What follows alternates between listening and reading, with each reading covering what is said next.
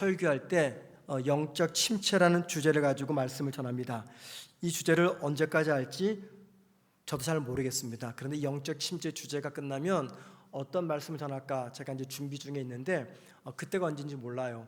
하나님께서 감동을 주시는 대로 또 말씀을 깨닫게 하시는 대로 영적 침체에 관해서 말씀을 전하는데, 사실 이게 영적 침체에 관한 말씀을 준비하면서 느낀 게 뭐냐면 우리 신앙의 모든 문제가 다 여기에 담겨 있구나 하는 생각이 들었습니다. 그래서 또 영적 침체와 그러지 마시고 오늘도 하나님께서 부족한 저 천 목사를 통해서 우리에게 하나님의 말씀을 들려주시거나 하는 열린 마음으로 받으시면 여러분에게 큰 은혜가 될 줄 믿습니다. 여러분, 자, 영적 침체란 무엇입니까? 영적 침체 여러 가지 정의를 할 수 있겠죠. 어느 교회에서 아주 오랜만에 이 교회 대청소를 하면서 있었던 이야기입니다. 교회 창고에 오랫동안 보관되어 있었던 쓰지 않는 하나의 피아노가 있었어요. 이제 그 피아노를 처리하게 되었습니다. 그래서 이 교인들이 가서 그 피아노를 들어서 다른 데로 이제 옮기게 되었어요. 그동안 오랜 세월 동안 아무도 연주하지 않았던 피아노입니다. 먼지가 가득했겠죠. 겉보기에는 이제 아무런 소리도 안 날 거야 하는 생각이 들 정도로 굉장히 낡은 피아노였습니다. 그런데 그 피아노를 옮기는 성도 중에 한 피아니스트가 있었습니다. 그 피아니스트가 뚜껑을 열고 그리고 손가락을 건반에 올리기 시작했습니다. 처음에는 삐걱거리는 소리가 들렸어요. 그런데 그분이 건반 하나하나를 눌러가면서 다시 치기를 시작하자 그 낡은 피아노에서 아름다운 멜로디가 흘러나오기 시작했습니다. 그리고 그 장면을 본 교인 한 명이 이렇게 말했습니다. 이 피아노 난 고장난 줄 알았는데 아직 살아있네 라고 말이죠. 이 이야기는 제가 그냥 지어낸 이야기입니다. 여러분, 피아노가 죽은 게 아니죠. 죽은 게 아니라 그저 너무 오랫동안 이 피아노가 침묵하고 있었던 겁니다. 그냥 이 소리를 멈춘 것이지 소리 낼 수 있는 능력을 잃은 것이 아니에요. 소리를 멈춘 것이지 소리 낼 수 있는 능력을 잃은 것이 아니었습니다. 여러분, 믿음도 이와 같다 생각합니다. 자, 우리가 어떤 시기를 지나면서 기도가 식을 때가 있어요. 말씀이 딱 막힐 때가 있습니다. 예배가 건조하게 느껴질 때가 있어요. 하나님이 나로부터 멀리 계신 것, 아니 완전히 떠난 것처럼 느껴질 때가 있습니다. 그때 우리는 어떤 생각을 합니까? 내 믿음이 죽었나? 이런 생각을 해요. 내 믿음이 가짜인가? 내가 주님 만난 거 이거 상상 임신처럼 이거 가짜인가? 이런 생각을 합니다. 그런데 여러분 꼭 기억하세요. 아닙니다. 믿음은 사라진 게 아니에요. 믿음은 죽은 게 아닙니다. 상상 믿음이 아닙니다. 단지 믿음이 작동을 멈췄을 뿐이에요. 그 믿음이 조율되지 않았고 만져주지 않았고 너무 오랜 시간 동안 하나님의 손길에서 떨어져 있었기 때문에 지금 내 믿음이 침묵하고 있다는 겁니다. 이게 무슨 상태입니까? 영적 침체에 빠진 상태입니다. 자, 그래서 여러분 잘 들어보세요. 이게 중요한 겁니다. 영적 침체는요, 믿음이 없는 상태가 아닙니다.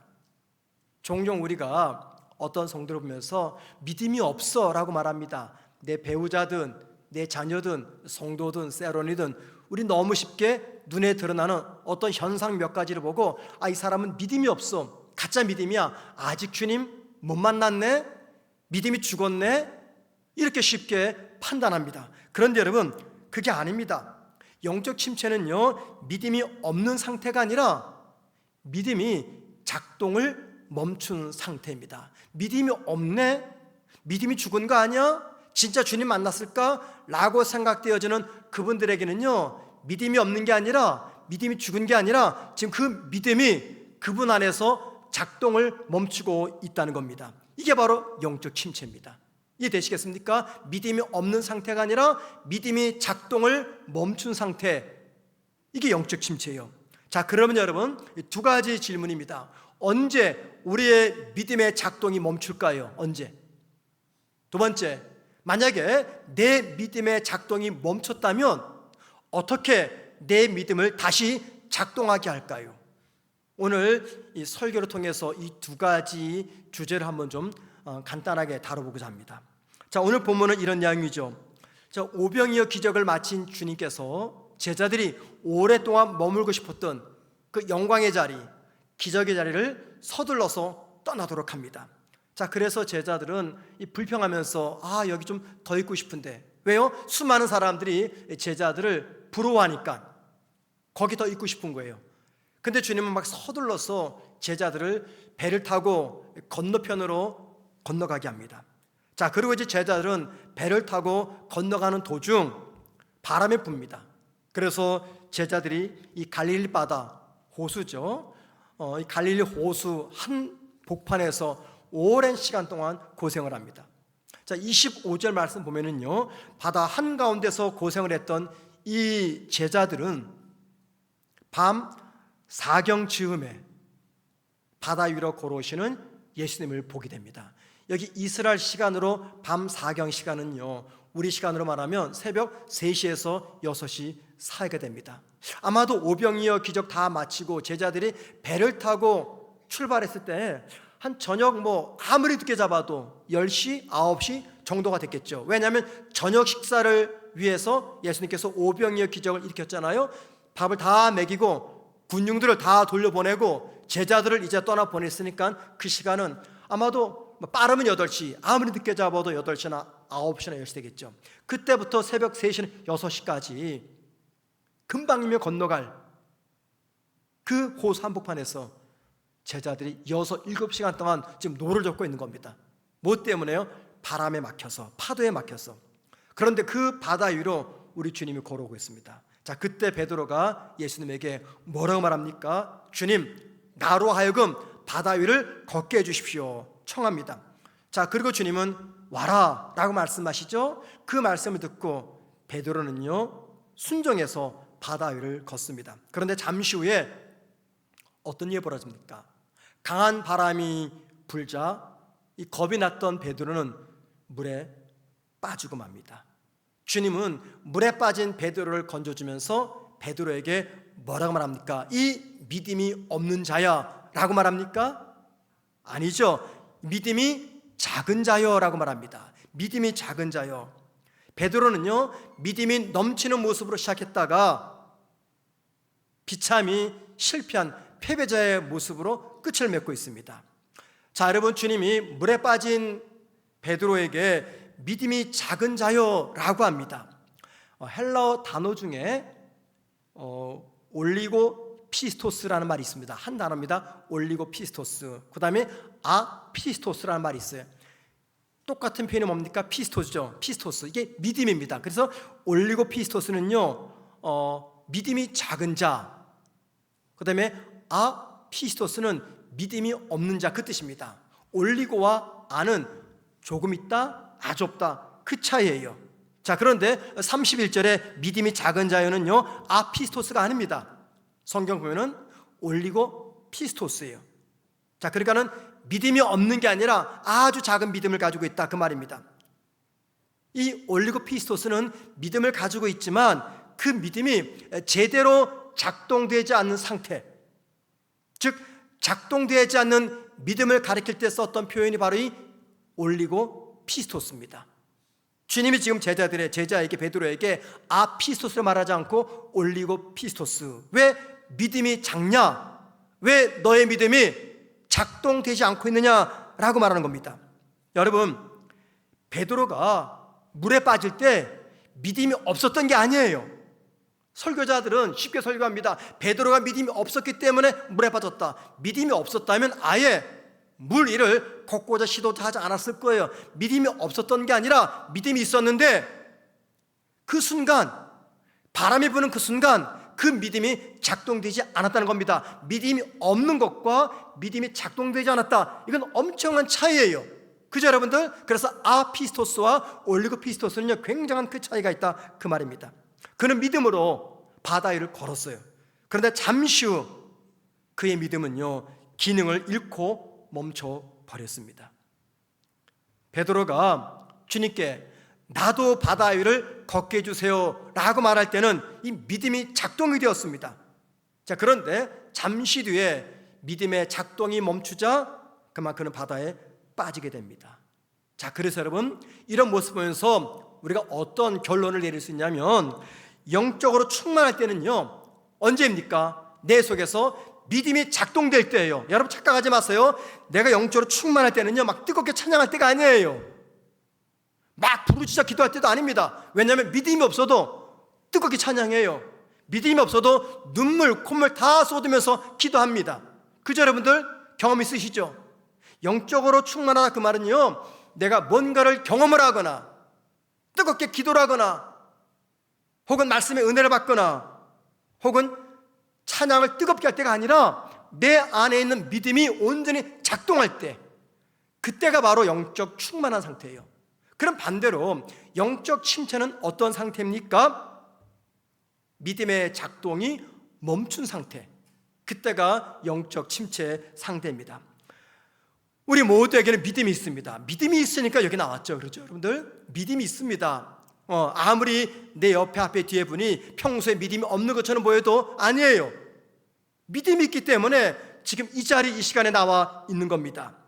그런데 믿음이 있는데 의외로 많은 성도들 중에는요, 믿음이 있는데 그 믿음이 온전히 제대로 작동하지 못하는 그런 성도들이 있습니다.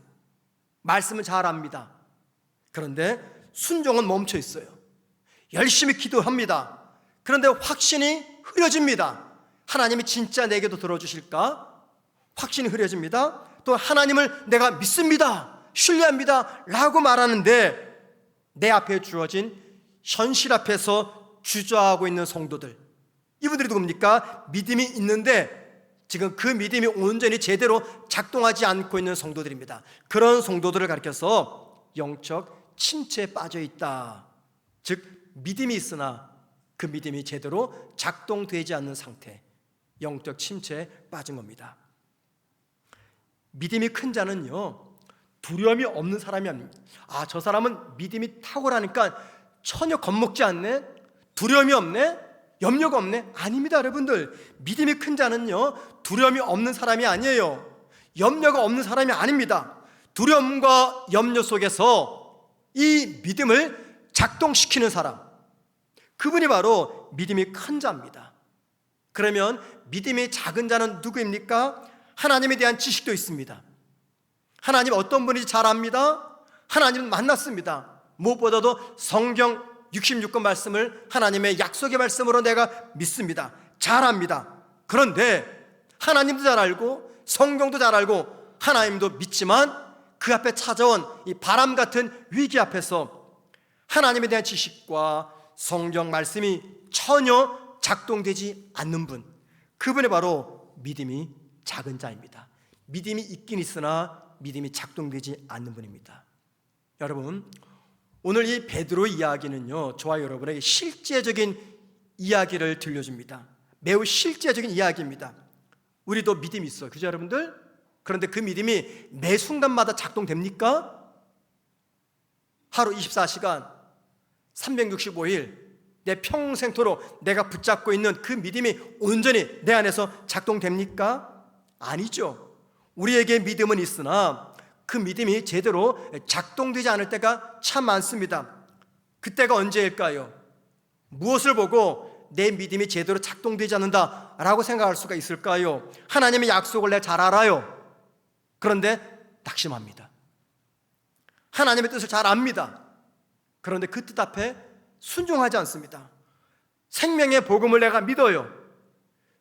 그런데 나한테 기쁨도 감사도 다 사라졌습니다. 이게 뭡니까? 믿음은 있으나 그 믿음이 제대로 작동하지 않을 때입니다. 그럼 여러분, 이런 이유 때문에 믿음이 작동하지 않는다면 이제 우리가 두 번째 보십시다.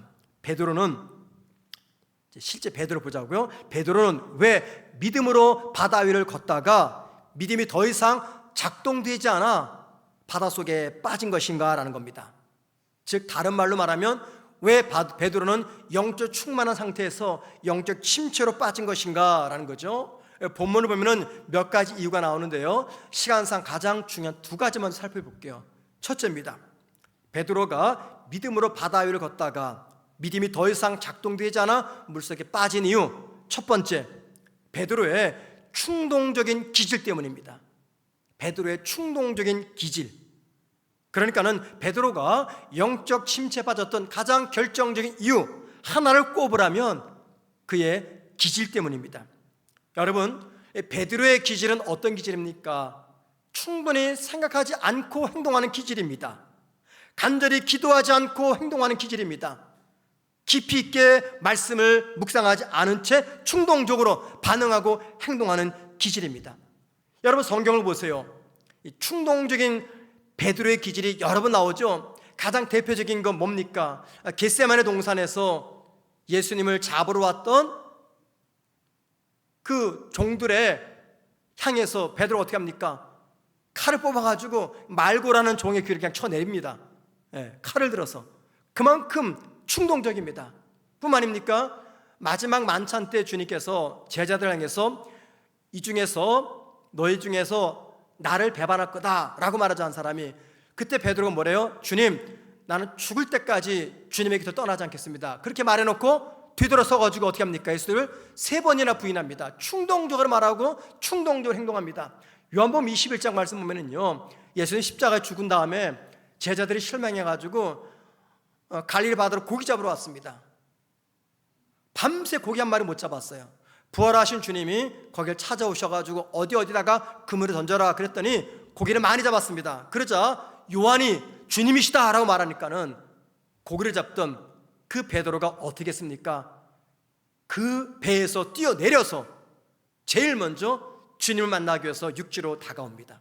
뭘 보여주냐면요, 베드로의 기질 3가지를 보여주면, 첫째, 베드로는 항상 충동적이고 감정적인 반응을 보이는 기질을 가지고 있었어요.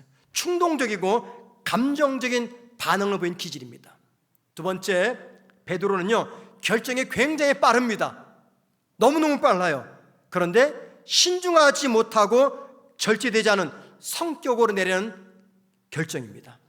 셋째, 행동 중심이지만 인내심이 부족한 성향을 지녔어요. 이게 바로 베드로의 기질들입니다. 그런데 여러분 가만히 보세요. 결정이 빠르다, 행동 중심이다, 이건 누구의 기질입니까? 보통 리더들이 가지고 있는 기질이에요. 리더들은요, 행동이 빨라야 됩니다. 그리고 결정이 빨라야 돼요. 이게 리더의 기질입니다. 또 누가 이런 기질 같습니까? 열정이 넘치는 사람. 그죠? 열정이 넘치는 사람은요, 말보다 행동이 빨라요. 결정도 빠릅니다. 선택도 빠릅니다. 이게 리더며 열정이 있는 사람이죠. 하지만 여러분, 그건요, 일반 세상 사회에서는 그럴 수 있어요. 그런데 잘 들어보세요. 믿음의 세계에서는요, 이것은 대단히 위험한 요소가 될 수가 있습니다. 무엇이요? 결정이 빠르거나 충동적이거나 감정적이거나 행동 중심적인 사람들, 믿음의 세계에서는 굉장히 위험한 기질입니다. 왜 그럴까요? 여러분, 믿음은 곧 무엇입니까? 믿음은 곧 기다림이에요. 그죠 여러분들? 우린 다 믿음으로 기다리고 있습니다. 성경에서 말하는 믿음의 가장 중요한 특징이 뭐냐면 기다림이에요. 기다림. 모든 성도들은요, 항상 기다렸어요. 무엇을요? 하나님의 때를. 그래서 믿음은 기다림입니다. 그리고 믿음은요, 감정에 기초를 두지 않습니다. 믿음은 하나님 말씀인 진리에 기초한 결단입니다. 그렇기 때문에 세상에서는 이런 기질을 야, 리더형이야, 열정이 대단해 라고 말하지만 믿음의 세계에서는 굉장히 위험합니다. 믿음은요, 지금 당장보다 뭘 보게 합니까? 끝을 보게 합니다. 그죠 여러분들? 만약에 당장을 본다면 저와 여러분은 다 망한 사람이에요. 왜? 지금 당장 우리의 삶의 모습이 어때요? 많이 힘들잖아요. 아프지 않습니까? 그런데 여러분, 당장 지금을 보는 것은 믿음이 아닙니다. 믿음의 본질은 끝을 보는 거예요. 그리고 여러분, 믿음은 느낌이 아니죠. 그죠? 우리 성도들 가운데 믿음을 느낌이라고 생각합니다. 믿음은 느낌이 아니에요. 믿음 뭡니까? 믿음은 말씀을 붙잡는 겁니다. 자, 그렇기 때문에 베드로의 이 기질은요, 대단히 위험해요. 보세요, 베드로는 항상 느낌에 따라 움직였어요. 감정에 따라 움직였습니다. 그리고 기다리지 못하고 결과를 조급히 끌어내려는 사람이었어요. 끝을 기다리지 못합니다. 가능한 빨리 어떤 결말을 보고 싶어합니다. 자, 그래서 그에게 어떤 일이 벌어집니까? 그의 믿음은요, 작동될 때보다 작동이 안 될 때가 더 많았습니다. 그 결과 베드로는요, 다른 제자들보다 더 자주, 더 쉽게 영적 침체에 빠지곤 했습니다. 바로 이런 베드로의 기질이 영적 침체의 문을 열어주는 결정적인 통로가 됩니다. 아마도 이 베드로 같은 기질을 갖고 계신 성도라면은 솔직한 심정으로 동의가 되실 거예요. 그리고 내 배우자가, 내 자녀가, 내 부모가 이 베드로 같은 기질을 갖고 있다라면은 제 말에 동의가 될 겁니다. 여러분, 이 충동적인 기질 있잖아요. 충동적인 기질. 하나님을 기다리지 못합니다. 말씀보다 상황을 해석의 기준으로 삼습니다. 그럼 어떻게 돼요? 그에게 있는 믿음은요, 작동되지 않아요. 어떻게 됩니까? 영적 침체에 빠지게 됩니다. 우리가 보통 성화라는 말을 많이 듣습니다. 성화가 무엇입니까? 회심한 후 하나님의 자녀가 된 저와 여러분이 천국 갈 때까지 거룩한 삶을 지향해 가는 것, 그래서 우리의 삶의 변화가 나타나는 것. 그런데 종종 우리는요, 성화를 생각하면 어떤 외적인 성화, 외적인 변화를 생각합니다. 그 제일 먼저 예수 믿으면 뭐부터 끊어야 돼요? 여러분 끊으신 거 있잖아요. 술, 담배부터 끊어야 생각을 합니다. 예. 그런데 뭐 예수 믿어도 구원받아도 이 두 가지 못 끊는 분 계세요. 너무 자책하지 마세요. 뭐 그럴 수 있습니다. 예, 충분히 그럴 수 있어요. 그거 가지고 우리가 뭐 하나님 앞에서 천국 가거나 지옥 가거나 결정되는 건 아니기 때문에. 근데 우리는 보통 예수 믿고 성화 그러면요, 제일 먼저 술, 담배를 끊는 거 생각합니다.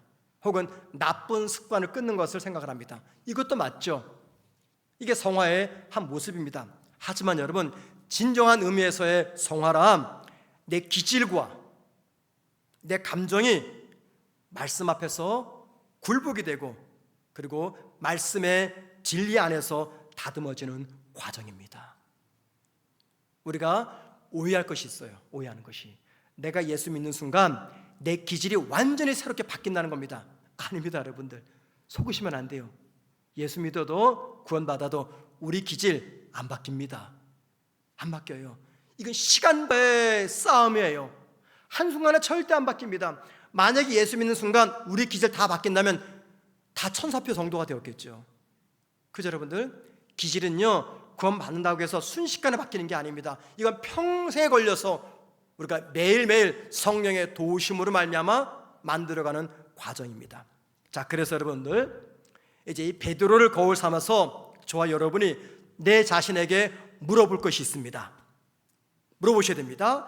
나의 믿음이 작동이 안 돼서 영적 침체에 빠진 이유가 혹시라도 성숙하지 못한 나의 기질, 나의 조급함, 나의 충동적인 성향, 나의 인내하지 못하는 기질, 이것들 때문은 아닌가라는 겁니다. 잘 생각해 보세요. 있습니다, 그분들. 제가 이제 목사다 보니까 여러 성도들을 대하잖아요. 우리 교회 잠깐 오셨다가 몇 주 만에 떠나는 분도 있고요, 몇 달 만에 떠나는 분도 있고, 교회가 섭섭한 거죠. 담임 목사 섭섭한 거예요. 예를 들면 저희 교회는 찬양대가 되려면 7학년 마치고 1년이 지나야 됩니다. 이게 정관에 있어요. 단 특별 조항을 있죠. 성가대 대장과 지휘자와 또 담임 목사의 협의하에 1년이 안 돼도 임명할 수 있다. 그런데 교회 등록한 지 3주 만에 딱 성가대에 서 있어요. 3주 만에. 이거 안 되는 거잖아요, 그죠 여러분들? 그래서 성가대에 서면 안 됩니다 했더니 화가 나가지고 교회를 떠나버렸어요. 그러니까 기다리지 못하고 뭐 이런 거죠. 자신의 충동적인 성향과 기질 때문에 스스로 영적 침체에 빠집니다. 베드로가 그랬습니다. 혹시 나는 아닙니까 여러분들? 내 기질 때문에, 욱하는 기질, 참지 못하는 기질, 그런 기질 때문에 저와 여러분이 쉽게 믿음이 작동 안 돼서 영적 침체에 빠질 수가 있다는 겁니다. 자, 두 번째입니다.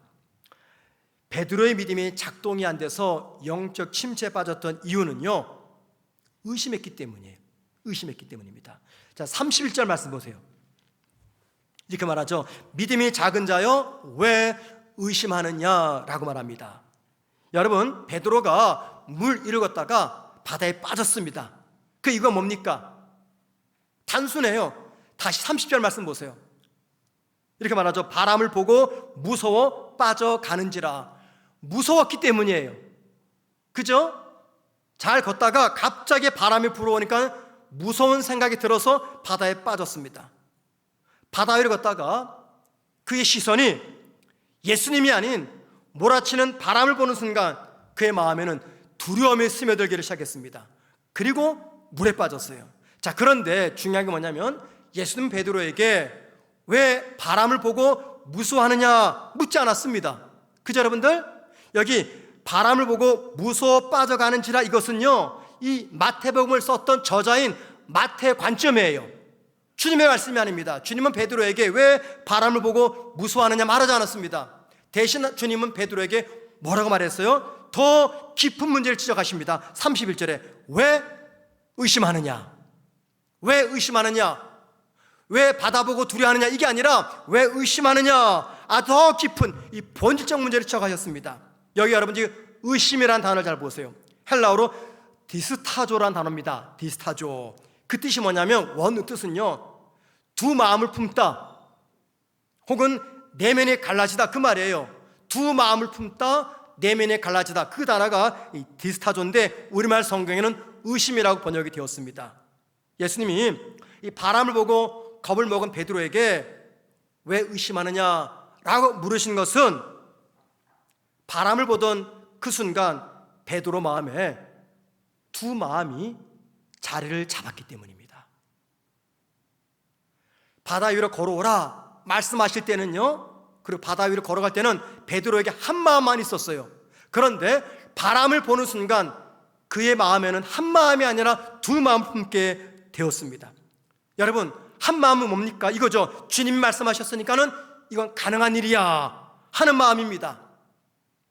반면 다른 또 하나의 마음은 어떤 마음입니까? 이 상황은 대단히 위험하다, 나는 곧 빠질 것 같아, 이런 마음입니다. 이 두 가지 마음이 지금 베드로 마음속에 자리 잡고 있는 거예요. 그래서 주님께서 뭐라고 말씀하세요? 왜 의심하느냐? 왜 두 마음을 품고 있느냐 말하는 겁니다. 그 두 마음이 뭡니까? 믿음과 두려움이에요. 하나님의 말씀과 현실의 감각입니다. 이 두 마음이 충돌하는 겁니다. 믿음과 두려움이 충돌하는 거예요. 하나님의 말씀과 현실의 감각이 충돌하는 겁니다. 그리고 그 자리에서 베드로의 믿음은요, 작동이 멈추고 만 것이에요. 언제요? 두 마음을 품는 그 순간. 유명한 덴마크의 철학자이자 신학자였던 키에르케고르라는 사람이 있습니다. 이 발음하기가 참 어려워요. 그죠? 여러분들 학창시대 많이 들어보셨죠? 키에르케고르. 예. 이 사람이 쓴 책 중에 두려움과 떨림이라는 제목의 책이 있습니다. 이 책에서 그는 믿음의 본질을 설명하면서 두 마음의 싸움을 강조합니다. 두 마음의 싸움. 이 두 마음의 싸움은요, 아브라함의 예를 듭니다. 아브라함이 이삭을 제물 바치라는 하나님의 명령을 받았을 때 그의 내면에서 일어났던 이 두 마음을 의미합니다. 그게 바로 두 마음의 싸움이에요. 아브라함은 이삭을 제물 바치라는 하나님의 명령을 들었을 때 두 마음이 있었다라고 말합니다. 이 키에르케고르 말하기를, 한 마음은 하나님의 약속을 믿은 마음이에요. 다른 한 마음은 도저히 설명할 수 없는 슬픔과 두려움의 마음입니다. 그렇겠죠, 여러분들? 기쁜 마음이 들겠습니까? 하나님 말씀을 믿지만 동시에 슬픔과 두려운 마음도 생기겠죠. 그래서 아브라함에게는 이 두 개의 마음이 있었다라고 하는 것이 키에르케고르의 말입니다. 자, 그런데 아브라함은 그 두 마음 중에서 하나님을 신뢰하는 마음을 선택했다라는 겁니다. 자, 그러면서 키에르케고르는요, 이것을 가리켜서 믿음의 기사라고 부릅니다. 영어로 말하면 The Knight of Faith, 믿음의 기사. 그러면서 이렇게 말합니다. 들어보세요. 믿음의 기사는 세상에선 평범하게 보일 수 있지만 그의 내면은 하나님 앞에서 불가능한 것을 기대하는 사람이다. 믿음의 기사는 그의 내면에서 하나님 앞에서 불가능한 것을 기대하는 사람이다, 이렇게 말합니다. 여러분, 저와 여러분이 나아갈 방향, 저와 여러분이 붙잡아야 될 믿음의 자세, 바로 이 믿음의 기사의 모습이죠. 아브라함처럼 저와 여러분도 하나님만 신뢰하고 싶어요. 그죠? 그런데 또 다른 마음으로는 보이는 바람의 현실과 들리는 소리에 끌려갑니다. 그리고 그 두 마음 사이에 머무는 시간, 그게 바로 의심입니다. 의심. 그리고 그 의심은 우리 믿음의 작동을 멈추게 합니다. 그리고 믿음이 멈추면 마침내 영적 침체 속으로 가라앉기 시작합니다. 그래서 여러분, 오늘 본문에서 베드로가 물에 빠졌잖아요. 베드로는 물에 빠진 것이 아니라 두 마음 사이에서 방황하다가 침체로 떨어진 겁니다. 저와 여러분도 세상을 살다 보면은 틀림없이 베드로처럼 이 갈림길 앞에 서 있을 때가 있을 겁니다. 어쩌면 지금 그런 분들이 계실 겁니다. 그런 분들이 계시다면 잘 들어보세요. 한 마음은 어떤 마음입니까? 내가 믿음의 사람이기 때문에 적어도 주님을 바라봅니다. 주님께서 말씀하시는 이 길로 내가 걸어가겠습니다, 말해요. 그죠, 여러분들? 그런데 그게 끝입니까? 아니죠. 또 다른 마음이 존재해요. 주님 말씀하시면 내가 이 길로 가겠습니다, 이 마음이 존재하지만 반대편에 또 다른 한 마음이 존재합니다. 그게 뭡니까? 내 삶에 불어오는 이 고난의 바람을 보면서 하나님, 지금 이 상황이 너무나 두렵습니다. 일단은 바람 부는 이 상황을 내가 피하고 보겠습니다 라고 하는 마음입니다. 문제가 없을 때는 한 마음으로 주님을 섬기는 것 같아요. 그죠, 여러분들? 그런데 문제가 찾아오고 시련을 만나게 되면 우리의 믿음은요, 마침내 일관성이 없는 변덕스러운 이중적인 마음으로 바뀌게 됩니다. 만약에 우리가 이 두 마음을 품고 있다면 그 믿음은, 그리고 그 마음은 우리 안에서 온전히 작동하지 않게 됩니다. 그리고 그 두 마음 품은 그 믿음은 저와 여러분을 영적 침체에 빠지게 합니다.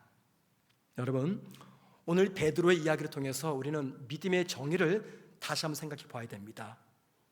믿음이란 무엇입니까? 믿음이란 바람이라는 상황이 아니라 주님을 바라보는 겁니다. 동의하십니까, 여러분들? 예, 믿음은 바람이라는 상황을 보는 것이 아니라 주님을 바라보는 겁니다. 영적 침체는 믿음이 없어서가 아니라 믿음이 작동을 멈췄기 때문입니다. 언제 우리의 믿음의 작동이 멈춥니까? 우리 시선을 믿음의 대상인 주님이 아니라 바람과 파도 같은 상황에 집중할 때입니다. 그때 믿음의 작동이 멈추게 됩니다. 저와 여러분은 매 예배 시간마다 새로운 결단을 합니다. 지난주에도 결단했고 지지난주에도 결단합니다. 매주마다 새로운 결단합니다. 그래서 하나님 믿는 사람답게 믿음 붙잡고 받은 말씀을 따라 살겠다고 결심하며 결단합니다. 그런데 우리 삶에 찾아오는 다양한 위기들, 건강의 위기, 경제적 위기, 직업의 문제 등과 같은 현실적인 위협을 대면하는 순간 우리의 믿음은 위축이 되고 의심과 무기력에 빠지게 됩니다. 자, 그 결과 어떻게 됩니까? 기도가 약해집니다. 예배는 형식이 됩니다. 마음은 둔해집니다. 그게 바로 영적 침체입니다. 그리고 그 모든 시작점은요, 우리의 시선이 어디에 고정되어 있느냐에 결정이 나는 겁니다. 자, 오늘 말씀이 주는 교훈은 아주 분명합니다. 영적 침체에 빠지지 않으려면, 또는 영적 침체에서 벗어나려면 바람, 즉 상황을 보지 말고 주님을 계속 바라보자라는 겁니다. 이에 대해서 히브리서 12장 2절은요 우리에게 이렇게 말씀합니다. 다 같이 히브리서 12장 2절 읽습니다. 시작.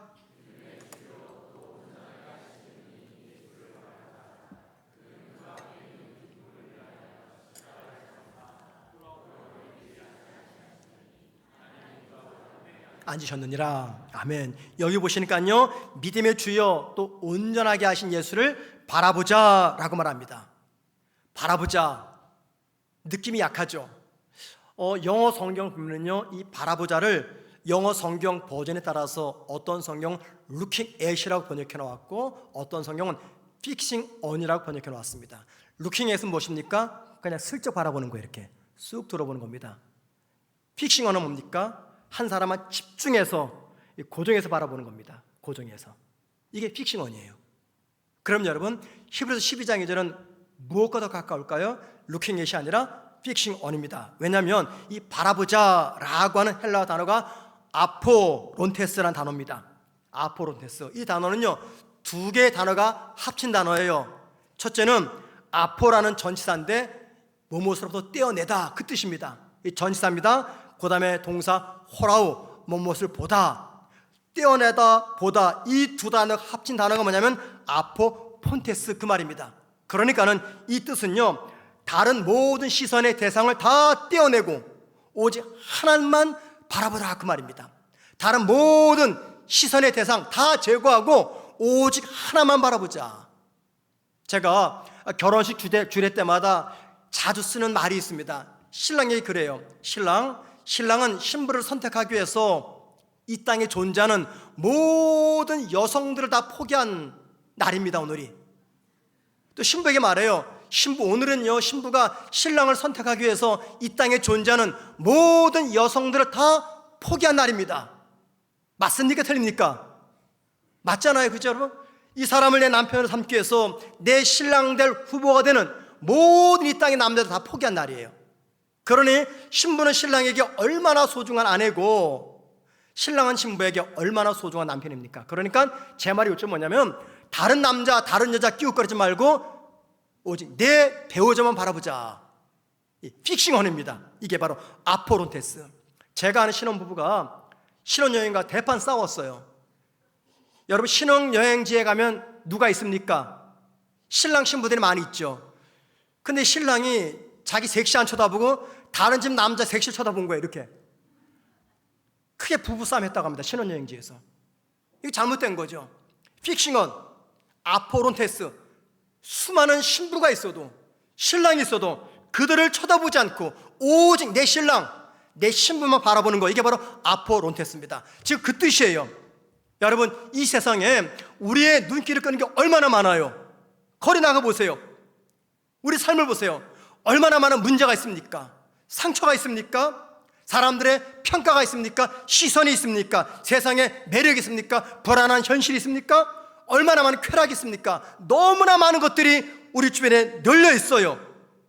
그래서 하나의 시선으로 하나님 바라보다가 세상을 보고, 하나님 바라보다가 문제를 보고, 하나님 바라보다가 바람을 볼 때가 너무나 많다는 겁니다. 자, 그런데 믿음이란 그 모든 시선의 갈라짐을 거부한 채 예수님께만 고정하는 것, 이게 바로 믿음이라고 성경은 말하고 있습니다. 지금 히브리서 기자가 무슨 말합니까? 지치고 흔들리는 너희의 믿음이 다시 살아나려면은 여기저기 향했던 시선을 거두고 오직 우리 주님께만 시선을 고정해라 라고 말하는 겁니다. 여러분, 믿음이란 무엇입니까? 믿음이란 우리의 눈을 어디에 고정시키는가의 문제입니다. 내 믿음이 왜 자라지 않을까요? 예수를 수십 년 믿었는데 믿음이 성장하지 않습니다. 왜 그렇습니까? 저와 여러분이 성령을 읽지 않아서 그렇습니까? 아닙니다. 너무나 많은 것들을 우리가 동시에 바라보기 때문이에요. 뭡니까? 예수도 보고 세상도 보고, 주님 보다가 상황도 보고, 주님 보다가 바람도 보고, 주님 보다가 쾌락도 보고, 주님 보다가 사람도 보기 때문에 오랜 세월 예수를 믿지만 믿음이 자라지 않고 있다는 겁니다. 여러분, 우리가 하나님 말씀 분명히 붙잡고 있습니다. 그죠? 저와 여러분은 하나님 말씀을 사랑합니다. 누가 뭐래도 성경을 사랑해요. 그런데 여러분, 성경만 사랑하십니까? 성경만 붙잡고 있습니까? 아니죠. 현실적인 계산도 우리 너무 좋아해요. 그래서 성경을 놓칠 수 없고 현실적인 계산도 놓칠 수가 없는 겁니다. 그래서 양손에 두 개 다 잡고 있는 거예요. 성경도 붙잡고 있고 현실적 계산도 붙잡고 있습니다. 이게 무슨 말이에요? 우리 시선이 주님께만 향하지 않고 세상도 바라보고 주님도 바라보고 돈도 바라보고 사람 평가도 바라보고 하다 보니까 내 믿음의 중심을 잡지 못하고 있는 겁니다. 여러분, 믿음은요 동시에 두 개를 가질 수 없어요. 믿음은 동시에 두 개를 바라볼 수가 없습니다. 믿음은 선택하셔야 됩니다. 하나만 붙잡아야 됩니다. 믿음은요 한 곳에만 내 시선을 집중해야 되는 것입니다. 그게 믿음입니다. 그렇기 때문에 히브리서 12장 2절에서 예수를 바라보라, 이 말은요 시선의 우선순위를 재정비하라, 그 뜻입니다. 여러분, 오늘 우리는요 이 베드로 통해서 정말 중요한 한 가지를 배웁니다. 그게 뭘까요? 이겁니다. 믿음의 시선이 바뀌면요 믿음의 작동은 멈추고 만다는 겁니다. 믿음의 시선이 멈추면 내 안에서 작동하는 믿음의 작동은 멈추게 됩니다. 그게 바로 영적 침체입니다. 주님을 바라보는 시선이 흐트러지는 순간 믿음은 멈추고 저와 여러분은 영적 침체로 빠지게 됩니다. 오늘도 내 삶에는요 정말 많은 바람이 불어오고 있습니다. 거기다가 상황도 바뀌지 않고 있어요. 때로는 문제가 여전합니다. 외부의 조건도 여전히 힘겹습니다. 그 상황에서 우리 마음과 시선을 고정시켜야 될 상, 바로 예수 그리스도십니다.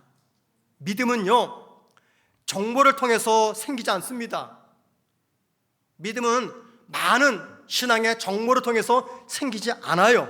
언제 생깁니까? 주님을 바라볼 때 믿음은 시작이 되고, 주님을 바라볼 때 믿음은 자라고요, 주님을 바라볼 때 믿음은 완성이 됩니다.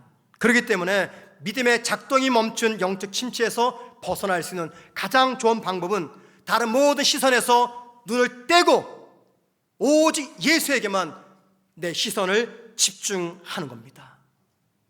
미국의 CCM 찬양 사역자 중에 마틴 스미스라는 찬양 가수가 있습니다. 그가 이라크 전쟁 때, 좀 시간이 지났죠. 이라크 전쟁 때 파병된 병사들을 위해서 현지를 방문한 적이 있었다고 합니다. 한밤중에 그는 전쟁터 인근 한 건물에서 예배를 인도하게 되었다 그래요. 그때 총성과 폭격음이 오가는 이 전장의 한복판에서 이 군인들이 전투모를 벗은 채 예배에 모였습니다. 그리고 이 병사들이 그곳에서 혼을 들고 찬양하는 이 모습을 마틴 스미스는 보았다고 합니다. 그리고 그는 그때 그 장면을 회상하면서 이렇게 이야기했습니다. 그곳에서 내가 본 것은 그들의 시선이 전쟁과 죽음이 아니라 예수 그리스도께 고정되어 있다는 사실이었습니다. 상황은 총성과 폭격음이 오가는 전쟁터였지만, 그 다음 들어보세요. 병사들의 시선이 바뀌자 그곳은 예배의 자리가 되었습니다. 시선이 주님께 집중되면요 총성과 포화 속에서도 찬양이 터지고 침체와 의심 가운데서도 믿음이 다시 작동되기 시작한다는 것입니다. 지금 우리 주변에 수많은 일들이 벌어지고 있습니다. 어쩌면 이번 한 주도 많은 일 때문에 저와 여러분은 분주하게 지나왔습니다. 때로는 그 의미를 모르겠습니다. 왜 이런 일들이 벌어지는지, 또 하나 왜 이런 일이 나에게 일어나는지 이유도 모르겠습니다. 그런데 여러분, 왜 그런지 이유는 모르겠지만 중요한 한 가지는 우리가 꼭 기억했으면 좋겠습니다. 그것은 우리 시선을 어디에 고정시키느냐라는 겁니다. 불어오는 바람이 아니라 내니 두려워 말라 말씀하시는 주님께 저와 여러분의 시선을 집중시킴으로 말미암아 중단된 내 믿음이 다시 작동을 시작하고, 그로 인해서 영적 침체 자리에서 영적 부흥의 자리로 움직이는 저와 여러분 되기를 주의 이름으로 축원을 드립니다. 자, 우리 함께 말씀 기억하면서 이제 찬양하면서 기도할 겁니다.